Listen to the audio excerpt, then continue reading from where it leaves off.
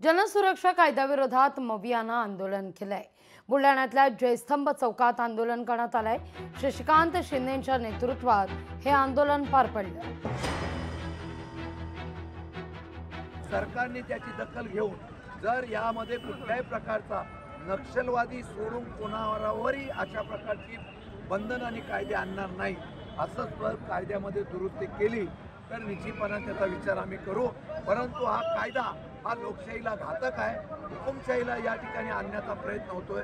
हे आंदोलन झाल्यानंतर 2 ऑक्टोबरला महात्मा गांधी यांनी 80तून आम्हाला स्वातंत्र्य मिळवून दिलं, त्यावेळेला आम्ही आंदोलन करणार आहोत। परत त्यावेळेला या असलेल्या GRची जनसुरक्षा कायद्याची होळी सुद्धा करून आम्ही आंदोलन तीव्र करणार आहोत।